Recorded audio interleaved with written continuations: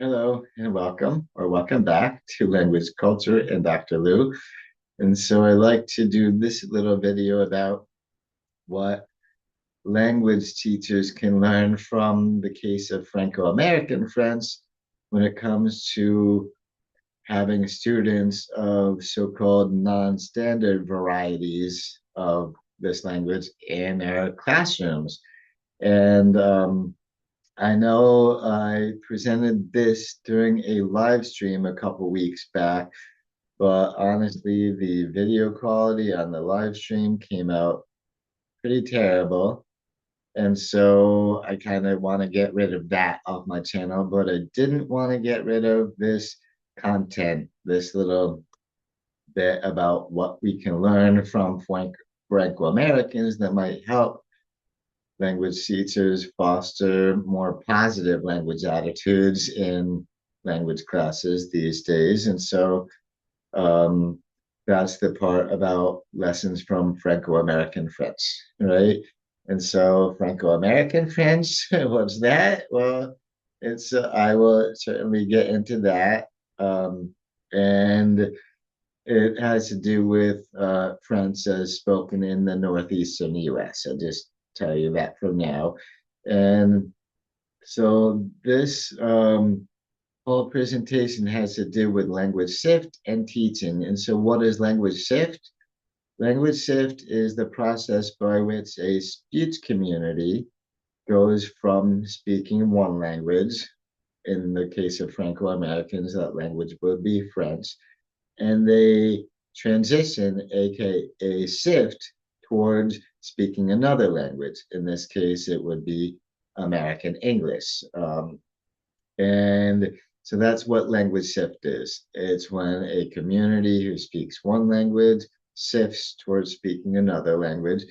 And that's how a lot of minority language varieties kind of die out in the US is they shift over to speaking English and stop transmitting their ancestral language to their children and all that. It's a whole thing. It's kind of tragic, really.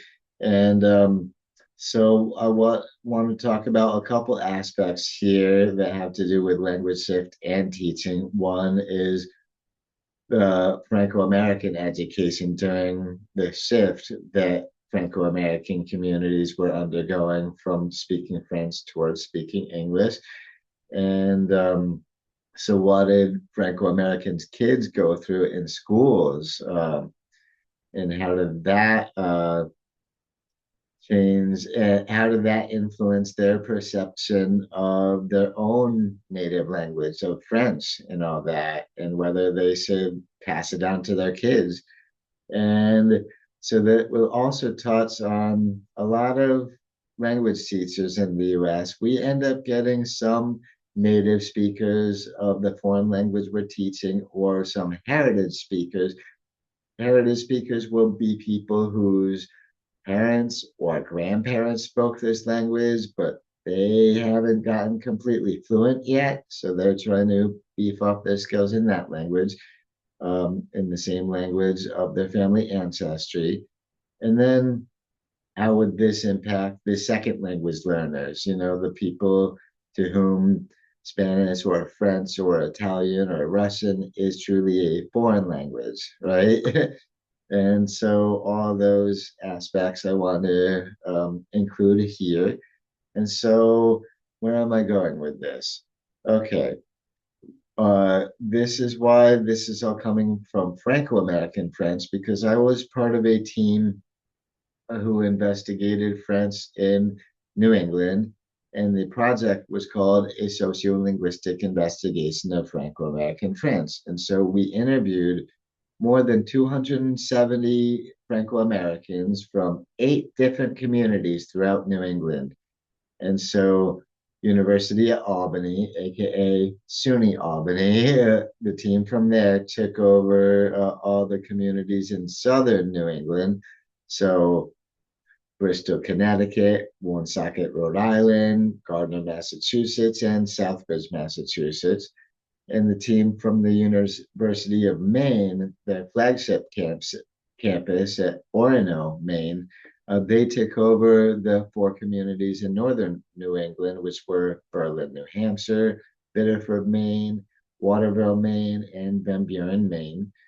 And so, yeah, we interviewed people from all of these locations. And I myself did the interviews in Southbridge, Massachusetts. So that's where my data and the things I'm talking about are coming from. And Southbridge is in central Massachusetts if you're going east to west, but very much southern tip of Massachusetts. It's almost on the border to Connecticut, practically. It's right off of the Mass Pike, pretty much, just FYI. And so this was an interesting snapshot at the French language in New England that we took about 20 years or so ago. Most of the interviews were done from 2002 to 2004. Anyway, so this data is a little bit old, but still has value to it as far as I can tell. And so this is sort of each of the eight communities where we did interviews are represented by a white dot on this map. Each of these white dots are the Franco-American communities, and they're throughout New England. And sadly, Southbridge is the one and only dot here that doesn't have a label. It's again very southern Massachusetts, but near the middle of the state, the one that's almost on the border to Connecticut, right there. That's Southbridge. So that's where I'm drawing this information from. And you're thinking, why didn't we interview anybody in Vermont or in upstate New York, which both had Franco-American communities at the time? Because part of the deal behind this project, it was funded by the National Science Foundation. So we had to be discovering new things. And so part of the deal behind this project was that we were limiting all our research to communities that had not been targeted by sociolinguistic investigators before this. And so we already had some data from a student from UAlbany, a doctoral student from UAlbany, I do believe. She did a lot of interviews in Highgate and Franklin, Vermont. So we had some data from there already. And Cynthia Fox, the woman who was leading the UAlbany team and who helped secure all this funding to do the research, she had already done interviews in Cohoes, New York, which is a little post-industrial city about 8 miles north of Albany, New York, just to give you an idea. So that's why we didn't cover New York or Vermont in this study, because we already had data from there and we wanted only places where uh, the eyes had never really looked into them anyway. So that's pretty much the spread of the Franco-American communities that we're talking about here. And so again, I did a lot of the interviews. Well, I was present for all of the interviews in Southbridge and I led most all of them. And so in Southbridge, Massachusetts, there were three groups of the speakers, of the informants, of the Franco-Americans who kind of surprised me a little bit. The first group were people who said um, they never speak French. They reported their self-reports were, I never ever speak French. But then their French was great. Actually, their French was perfect. Their accent was far better than mine, at least much more North American than mine. And yet they're saying that they never speak it. So I thought that's weird. They must not find it very useful or practical or something. So that might have to do with language attitudes.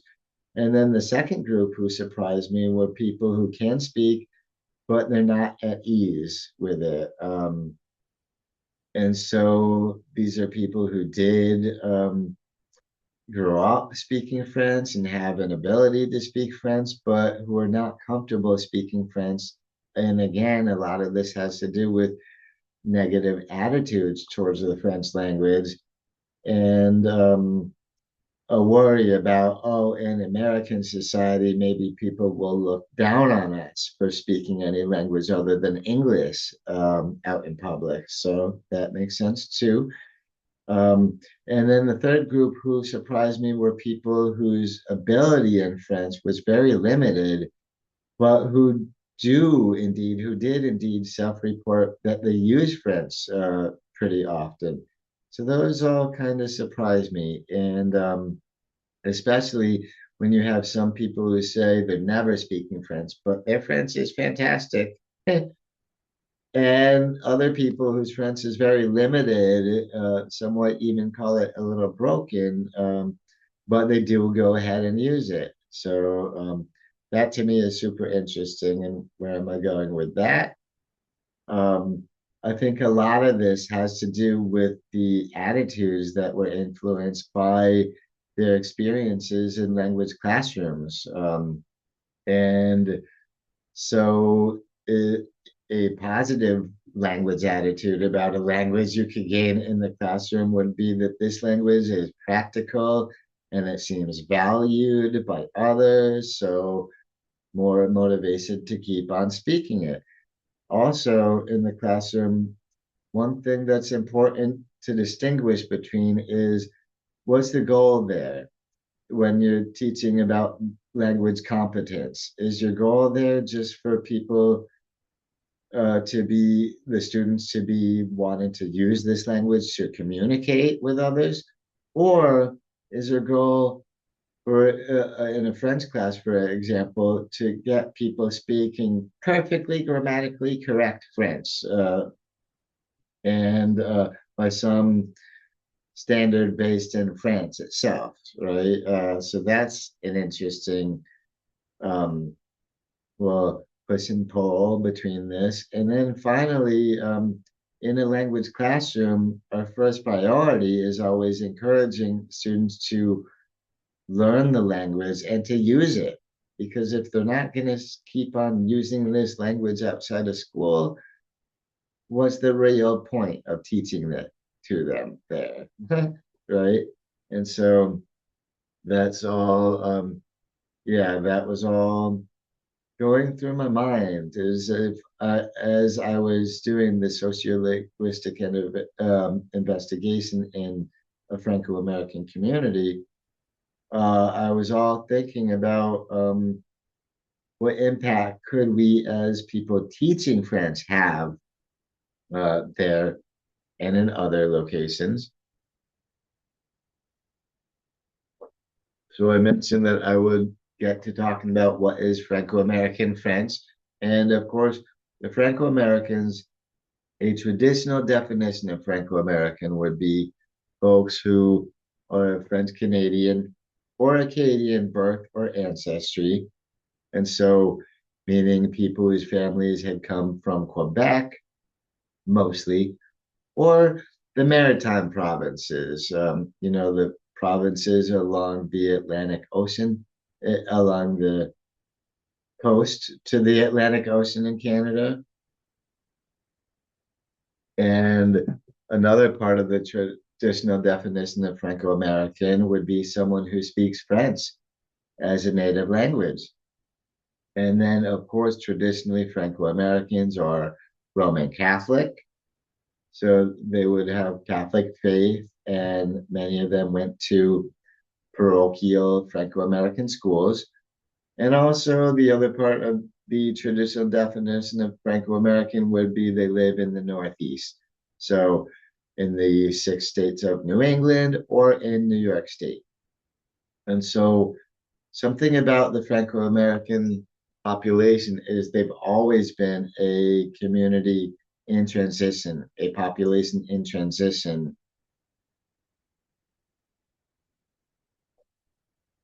which makes them a very similar American story to lots of other immigrants with European roots in the US.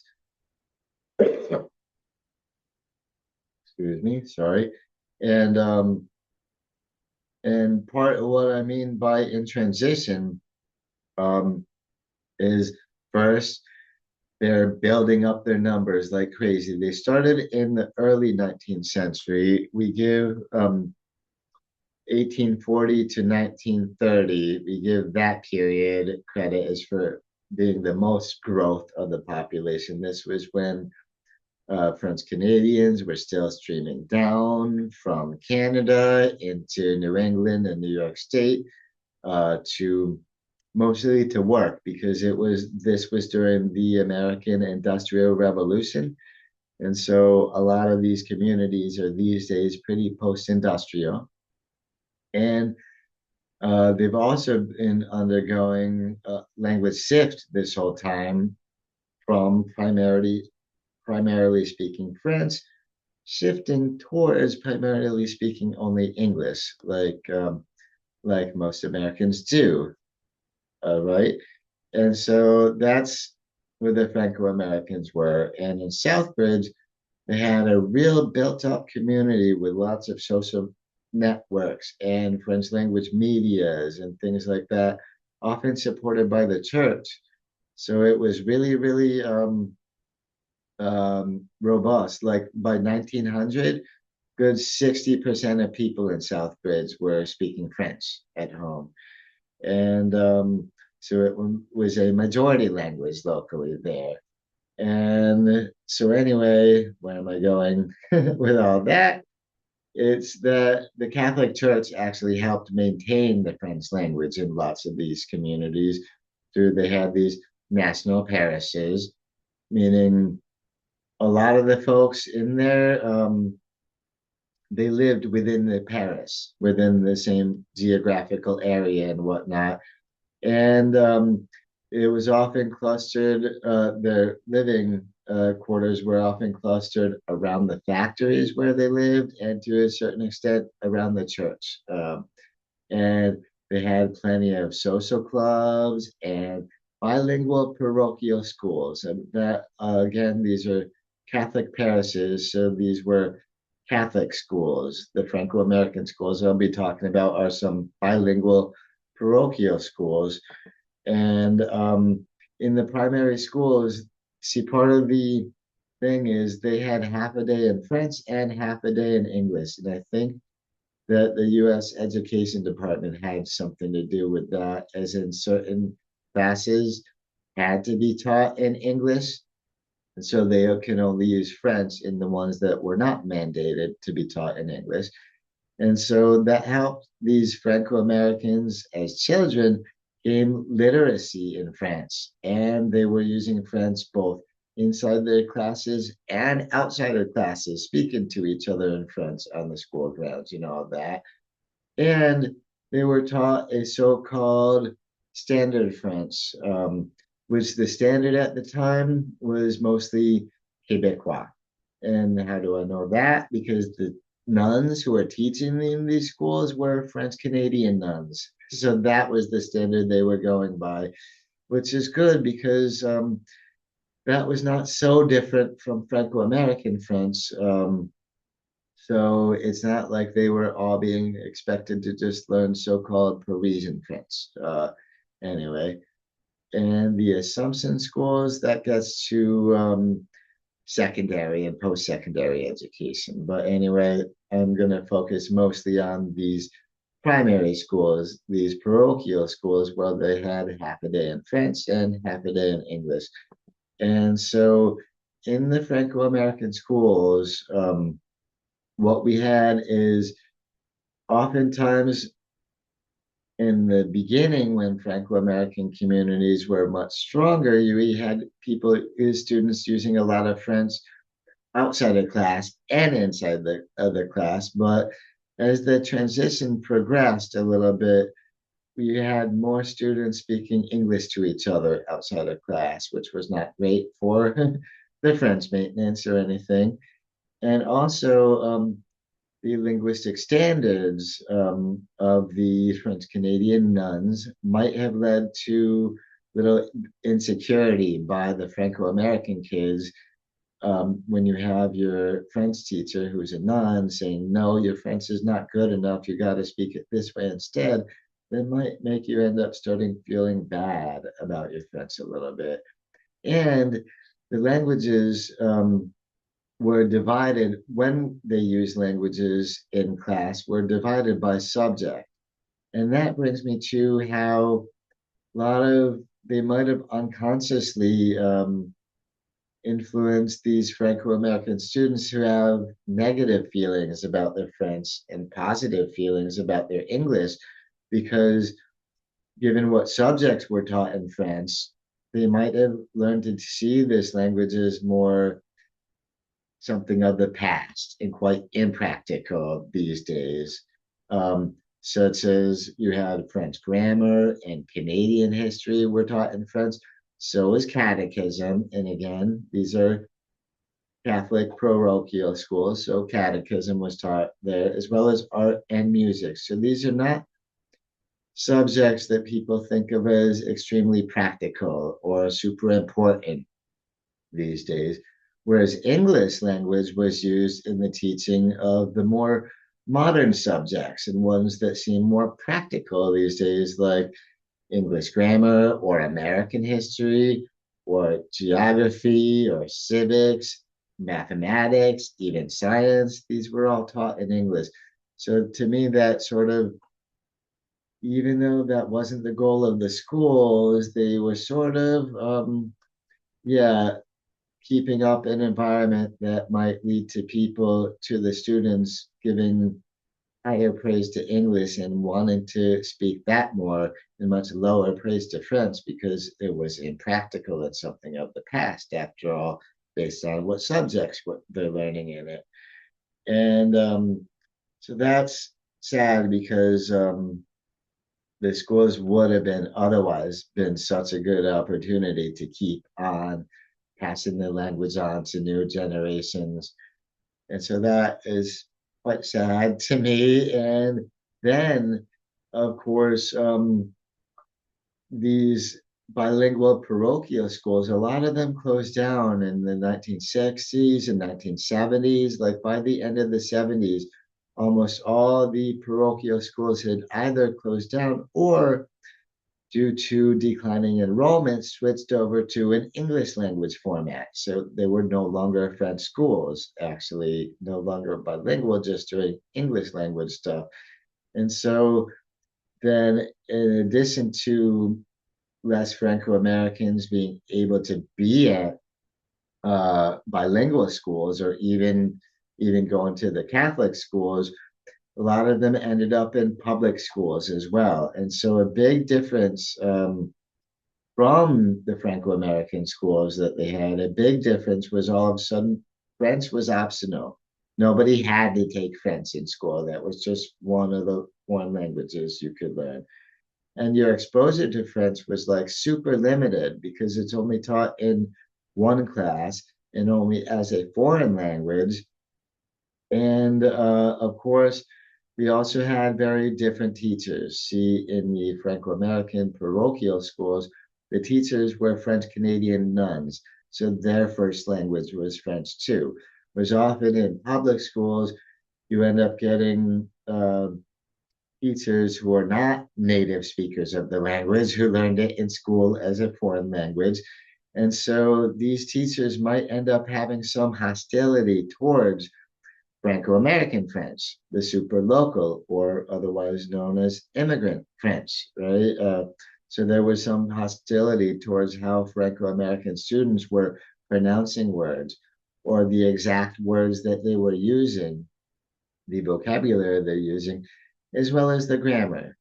So, in once Franco-American students were growing up and going to English language schools, um, they're really being taught very much to feel bad about their French, now aren't they? That's so sad. And then, and especially even ones who had gone to a primary bilingual school, once you go on to secondary schools, if you're going to a public school, all of a sudden it's totally different atmosphere, and where all of a sudden your French teacher is not liking your version of French anymore and not supporting it. So that's something that we really could do if you get the French teachers to support this language anyway. So part of what happened as a result, in Southbridge and in plenty of other Franco-American communities, is that Franco-Americans ended up developing pretty native attitudes towards their own native language. So the negative language attitudes are, well, I guess, exemplified by some of the words that these Franco-Americans use to describe their French. Like one said, ashamed, like they were ashamed speaking French. And they also thought of it, somebody mentioned speaking French is at a disadvantage, which is so sad because in my opinion, being bilingual, having two languages is an advantage in life, an invaluable life skill. But they started thinking how, oh, speaking French alone is a disadvantage to them. So that doesn't encourage anybody to keep on using the language or to pass it on to their kids.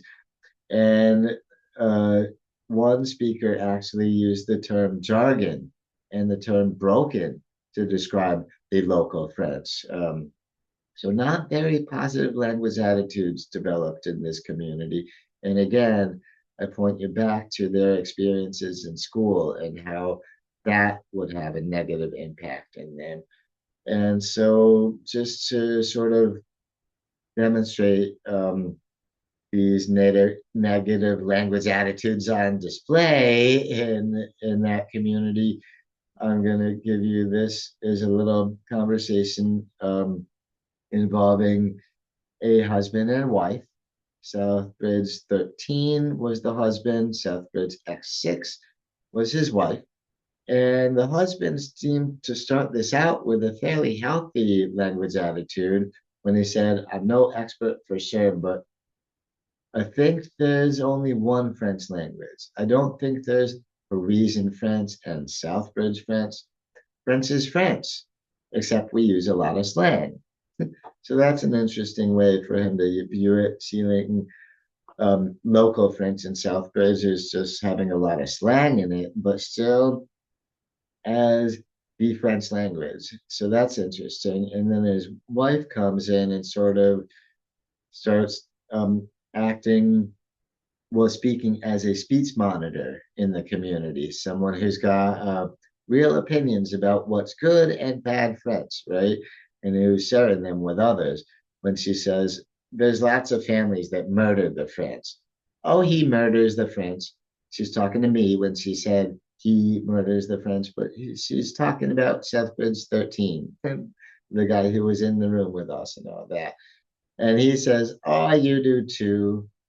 It was sort of adorable, the two of them.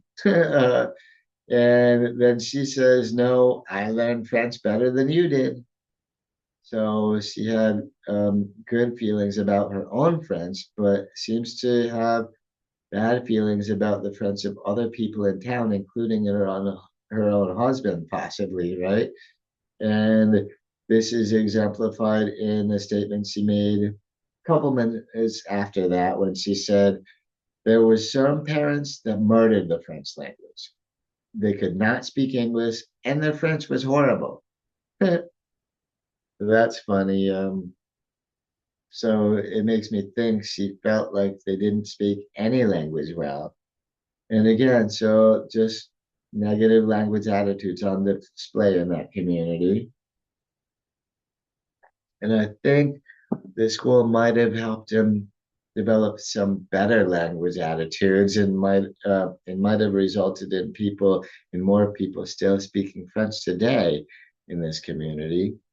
Because out of all the 8 Franco-American communities that we studied, the ones I showed you in the map, Southbridge was exceptional because the shift from French to English was farther advanced in Southbridge than in any other communities studied. So people were speaking less French. They had not really transmitted French to their kids. So most of the people speaking French were quite elderly, quite old, and so no new generations to pick up the mantle or anything. And so I don't think these negative language attitudes helped anybody in maintaining French at all, right?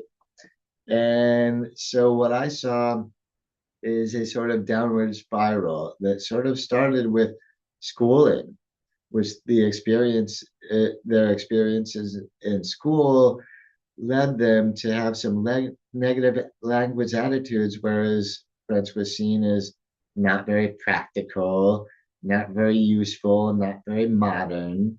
Um, and so that those negative language attitudes, oh, and not only would they think the language wasn't very useful or modern, but they would always think that, well, often think that their own variety of French was a bad one.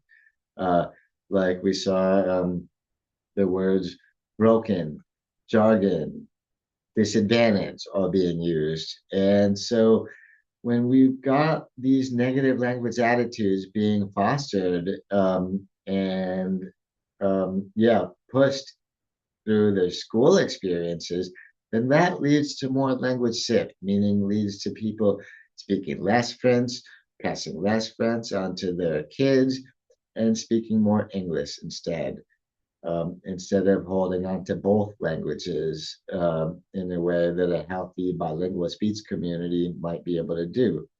So that's sad. And I think that school very much played a uh, part in that. And because they didn't um, encourage very positive language attitudes about French there. Now, what would be a healthier cycle would be if schooling promoted positive language attitudes about their French. And then those positive language attitudes would lead the Franco Americans as they would get older to maintain the language, aka keep on using it, keep on speaking it on a regular basis, and B, transmit the language to their children, teach it to young kids so that the language can keep on going for generations. And so, if only there had been more positive language attitudes fostered in the Franco-American schools or the English language schools in the communities, then uh, French might be in a very different place in Southbridge today than it is where very few people even still speak it, sadly. So that's could have been a healthier cycle. And what I'm saying is that in the classroom, language teachers and students alike can foster positive language attitudes. And one of the values of that would be having a healthy speech community, meaning a speech community where you're still using your ancestral language a lot on a regular basis and in many contexts, and where you're still passing it on to the next generation. And also, this would help out the native speakers and heritage speakers in the language classrooms because they could feel good about the language that they speak and how they speak it. And this in turn would uh, push them to maybe use a little more French and pass it on. And on top of all that, this would be beneficial for the L2 students, aka the second language students, the people who are learning French as a foreign language. And this is not unique to French, by the way. Spanish speakers deal with a lot of native and heritage speakers in the classrooms, and Italian teachers have done the same, and even Russian teachers and all that. So this can apply to different languages.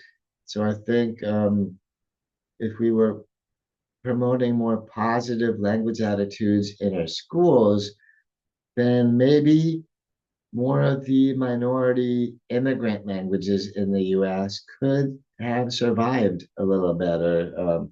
But anyway, that's just my opinion. And so it's a really sad thing that in the case of Southbridge, Massachusetts, and the Franco-American community there, that the positive language attitudes were not fostered and the languages consequently just slipping away, sadly.